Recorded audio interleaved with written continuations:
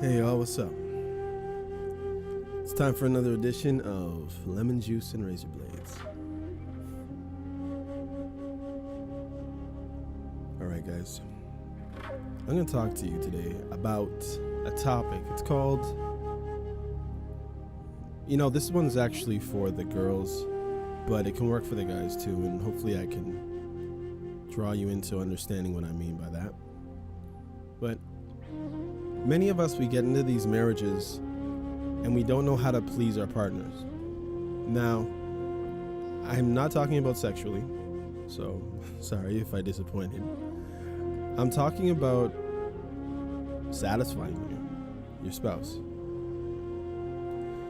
And what that takes is, it takes in, first of all, you knowing who you are, you knowing who they are, you knowing what you like, and you knowing what they like.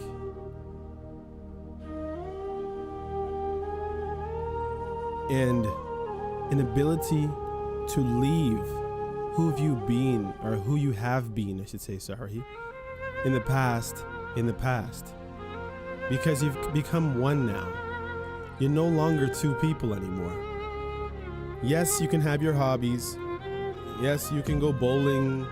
You can have girls' night out at the movies or dinner, or play hockey with the guys, or play b-ball with the boys, whatever it is.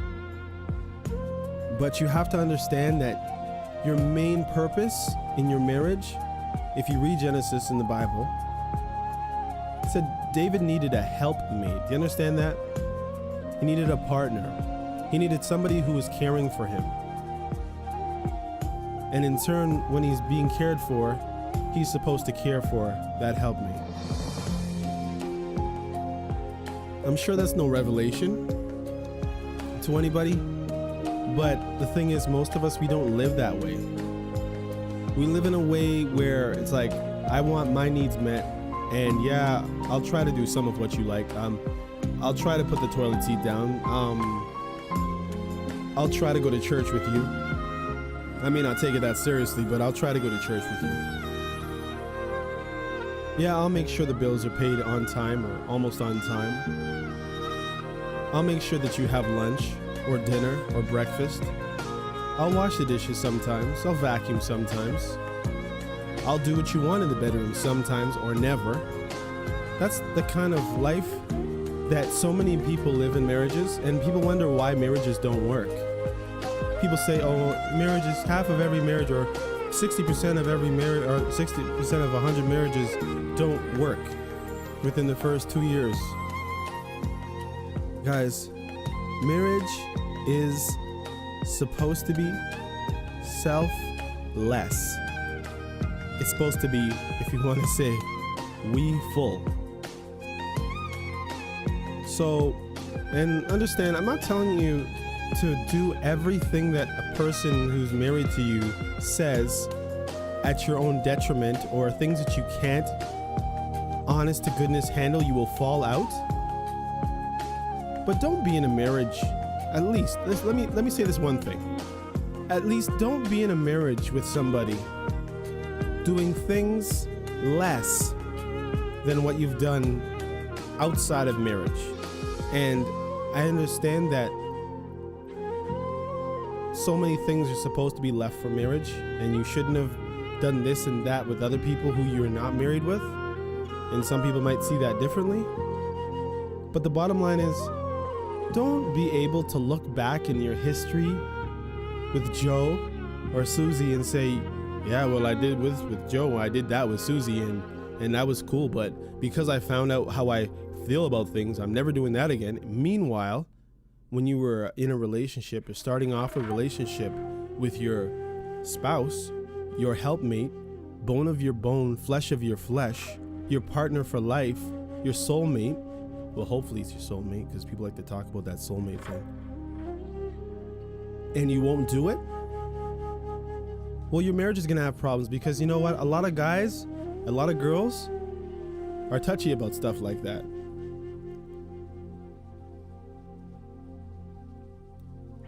And, there's a lot of people saying, oh, I don't care what they did in the past. They told me about it and I'm good enough with that. You know what? One day you might not be. One day you might not be. What if the person in the past comes back one day, maybe they're jealous, or maybe they still have feelings for your spouse, and they say, you know what?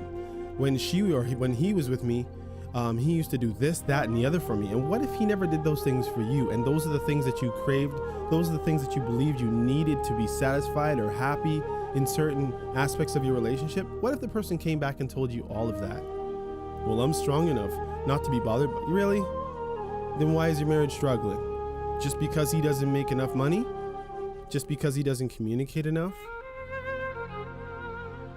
How about the times when she communicated with you and you weren't listening, and you continue not to listen? How about the days that she told you, she just wants a little affection in the morning, or she wants you to tell her that you love her once a day? Is that too much?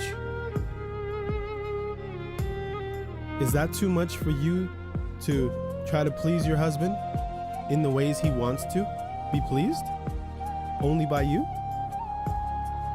There's a lot of guys who end up cheating on their wives, and wives who cheat on their husbands simply because of the fact of them holding back from them. There's a scripture in the Bible, it tells you that all things lawful in marriage.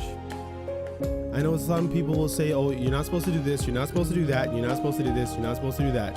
And these are the exact things that your spouse wants, or the exact things that you used to do, and all of a sudden you cut it off. Your wife wants intimacy 4 times a week, and all of a sudden you're getting bored, so you won't do anything. There's different ways of pleasing your wife, and hopefully she's open to being pleased in different ways.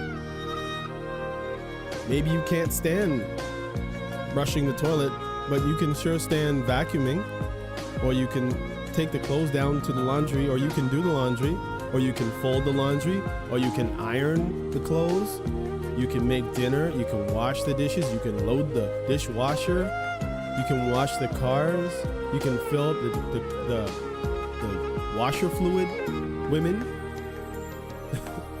There's so many different things that you can do in a marriage to make things better if they become worse. You understand? It is for better or for worse. But one thing you're not supposed to do is get a divorce. Marriage is a legal, binding vow, contract, covenant, commitment. If you buckle down and say, you know what? We are in this marriage together. There is no getting out of it. Yeah, you've been a jerk sometimes, and yeah, you've been up sometimes. But at the end of the day, if I loved you before, I can love you again. As a matter of fact, true love doesn't die. Yes, you get angry, and anger is a strong feeling. It's a strong emotion that will dictate so many things that you do. But don't let anger drive you out of your marriage. Don't let revenge drive you out of a marriage. Don't let resentment and bitterness drive you out of your marriage.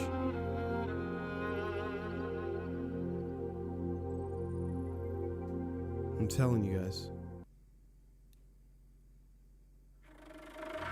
There's so many things you can do for your marriage to work.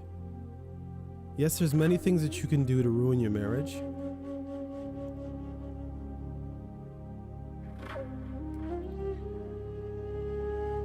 Women, did you know sometimes your husbands realize that there's things that they're not doing and they want to do better? Some guys, before you come home, they plan to be nice. They plan to be loving. They take a conscious thought in their mind to actually do these things. And as soon as you come through the door, you're barking at them. Or as soon as they come through the door, you're barking at them as to what the kids did. Or you're barking at them about what they didn't do. Or you're texting them all day, telling them how much of an idiot they are. By the time they see you, they don't even want to talk to you. And it goes both ways, guys. Don't be bitter with your wife all day, all weekend, all week because you didn't get sex because she wasn't feeling well. Yes, I know sometimes spouses play the headache, sick, overworked, tired card. And that's not right at all. Listen to me. If you can overwork yourself for a job, or overwork yourself so you can have a house that's too big, or a car that's too fast and too expensive, then trust me, you can overwork yourself for your wife. You can overwork yourself for your husband.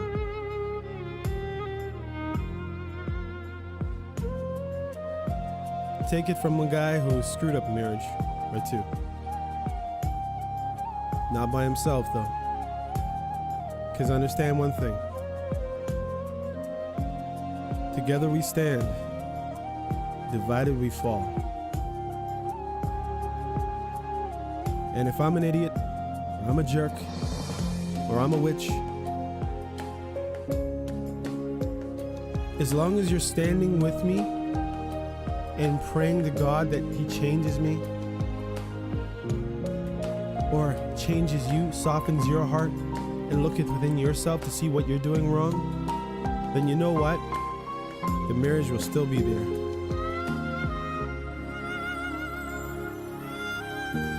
I hope this message is gonna help somebody. I hope you sit down and listen to this with your husband or your wife before you divorce, before you separate.